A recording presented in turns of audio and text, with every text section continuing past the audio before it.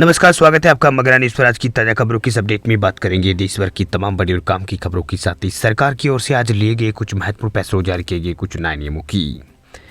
तो बुलेटिन शुरुआत करते हैं पहली बड़ी खबर से। तो पहली बड़ी खबर देखिए, जियो, एयरटेल, वोडाफोन आइडिया और बीएसएनएल की सिम अब बिना रिचार्ज के 180 दिन तक रहेंगे active. Telecom regulatory authority of India जो है ट्राई, उसने एक नया नियम जो है वो लागू कर दिया है। इस नए नियम के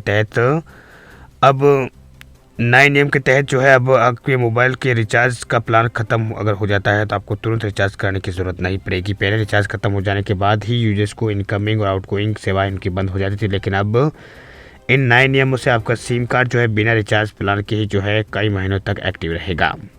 वही इससे उन ग्राहकों को फ़ायदा होगा जो दूसरी सिम का उपयोग करते हैं, फिर वे सिर्फ अपनी सिम को जो है एक्टिव रखना चाहते हैं। बता दें आपको कि ये गाइडलाइंस सभी टेलीकॉम कंपनी जैसे एयरटेल, जियो, वोडाफोन आइडिया, बीएसएनएल के सिम कार्ड्स पर लागू होती है। हालांकि इन सभी कंपनियों का टाइमिंग पीरियड वो अलग अलग। जैसे एयरटेल का सिम कार्ड रिचार्ज खत्म होने तक 60 दिन तक एक्टिव रहेंगे।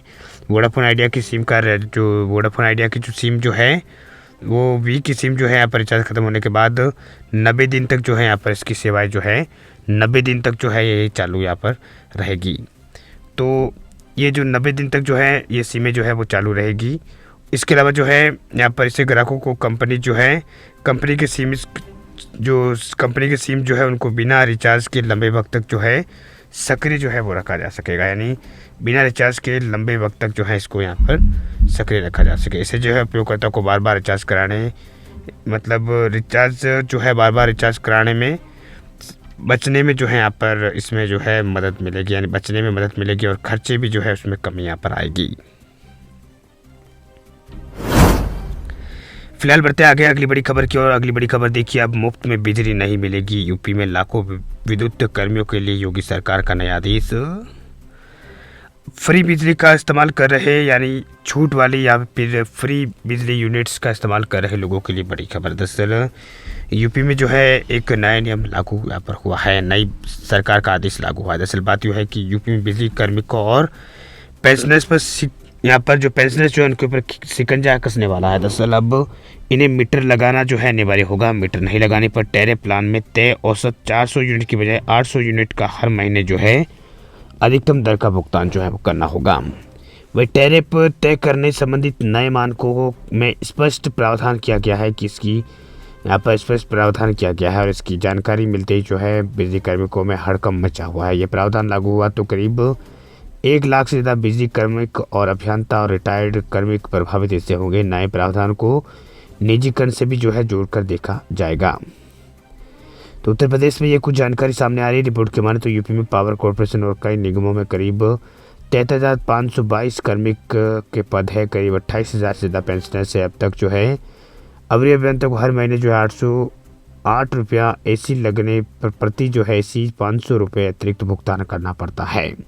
तो अब नियामक आयोग की ओर से टैरिफ निर्धारण के लिए जो है नए मानक का मसौदा जारी किया गया, जिसमें स्पष्ट है कि सभी कार्मिकों और पेंशनर्स को 31 दिसंबर 2025 तक मीटर लगाना अनिवार्य होगा।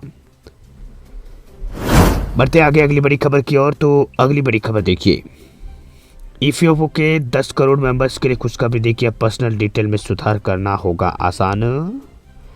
अगर आप भी कर्मचारी भविष्य निधि संगठन यानी ईपीएफ के तहत खाता वगैरह रखते हैं तो आपके लिए जो है खुशखबरी निकल के सामने आए। दरअसल पर्सनल डिटेल में सुधार करना जो है आसान जो है आपका होने वाला है। दरअसल बात यह है कि जो कर्मचारी भविष्य निधि संगठन जो है ईपीएफओ, उसके 10 करोड़ मेंबर्स के लिए खुशखबरी है। दरअसल कर्मचारी भविष्य निधि संगठन के जो अकाउंट जो इसमें आपका पर्सनल नाम और इसमें नोमेन पर्सनल डेटा के नाम में सुधार आसानी से कर पाएंगे। इसकी जानकारी जो है केंद्रीय मंत्री ने दी। वह सरकार द्वारा ईपीएफओ में रिफॉर्म लागू किए गए हैं, जिसके बाद आसानी से ईपीएफओ के डिजिटल प्लेटफॉर्म पर जाकर मेंबर्स अपनी पर्सनल डिटेल खुद ही बदलाव जो है पर्सनल डिटेल का कर पाएंगे। मनसुख मंडाविया ने कहा कि ईपीएफओ के 10 करोड़ से ज़्यादा लाभार्थी है। जब भी किसी मेंबर्स को ईपीएफओ के पास मौजूदा अपनी जानकारी का कोई बदलाव करना वो चाहता है तो उससे लंबे प्रोसेस से गुजरना होता है, लेकिन अब जो है ईपीएफओ के रिफॉर्म लागू जो है वो कर दिए गए हैं, जिसके तहत सदस्यों को आसानी से बिना किसी बाहरी सहायता के खुद ही जो है जानकारी में बदलाव जो है वो कराने का मौका मिलेगा। मंडाविया ने यह भी कहा कि ईपीएफओ के पास नाम और अन्य जानकारियों में बदलाव से जुड़ी हुई करीब 8 लाख शिकायतें आई हुई है। इससे बदलाव से इन शिकायतों का जल्द से जल्द जो है वो समाधान हो जाएगा। इसके अलावा केंद्रीय मंत्री ने यह भी बताया कि सरकार ने ईपीएफओ अकाउंट ट्रांसफ़र को आसान बनाने के लिए रिफॉर्म भी लागू किया है। अब आसानी से मेंबर्स एक ओटीपी के माध्यम से ईपीएफओ अकाउंट को एक संस्था से दूसरी संस्था में ट्रांसफ़र कर पाएंगे। इसके लिए पहले प्रोसेस काफ़ी लंबा हुआ करता था। तो ये कुछ जानकारी सामने आई है। फिलहाल बढ़ते हैं आगे अगली बड़ी खबर की ओर।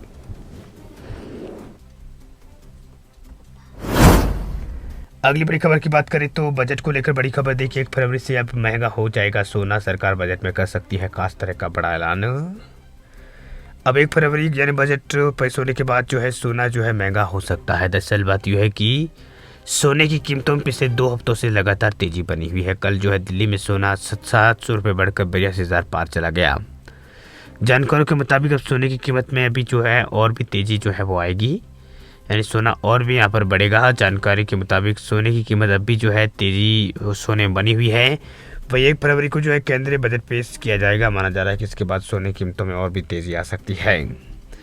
दरअसल मिंट की एक खबर के मुताबिक अटकलें लगाई जा रही है कि सरकार 1 फरवरी को पेश होने वाले बजट में सोने पर कस्टम ड्यूटी जो है वो बढ़ा सकती है। अगर ऐसा होता है तो सोने का आयात महंगा हो जाएगा, इससे सोने की कीमत बढ़ जाएगी। बता दें आपको कि पिछले साल कस्टम ड्यूटी को 15% से घटाकर 6% कर दिया गया था। इसके बाद सोने की कीमतों में काफ़ी गिरावट देश भर में देखने को मिली थी। वहीं पिछले बजट में सरकार ने लगातार मुद्रास्फीति के बीच कीमतों को स्थिर करने और पर्याप्त आपूर्ति सुनिश्चित करने के लिए सोने पर कस्टम ड्यूटी कम कर दी थी। हालांकि इससे खपत बढ़ने की चिंता जो है बढ़ गई है, जिससे व्यापारिक घाटा जो है वो बढ़ रहा है। ऐसे में जानकार मान रहे हैं कि सरकार के इस घाटे को रोकने के लिए बजट में सोने पर कस्टम ड्यूटी बढ़ाने का ऐलान सरकार कर सकती है। अगर ये सब कुछ होता है, कस्टम ड्यूटी बढ़ती है, तो सोना जो है महंगा हो जाएगा। ऐसे में जो है जानकारों का मानना है कि 1 फरवरी से सोने की कीमत खरीदारी जो है वो करना जो है वो सही समय है 1 फरवरी से पहले। हालांकि कस्टम ड्यूटी नहीं बढ़ाई जाती तो सोने की कीमतों में बहुत ज़्यादा तेज़ी शायद ही देखने को मिले। वैसे वीडियो अच्छी लगे आप लाइक करें। चैनल पर आप पहली बार आप आए चैनल पर तो आप इसे एक बार ज़रूर सब्सक्राइब करें। साथ में बेल आइकन जो है घंटी का निशान उसे एक बार ज़रूर दबा दें ताकि खबरें जो है आपको रोजाना मिलती रहे। वीडियो पूरा देखने के लिए आपका बहुत बहुत धन्यवाद। मिलते हैं आपको नेक्स्ट किसी अगले अपडेट में, तब तक के लिए आप हमें दीजिए इजाज़त। जय हिंद।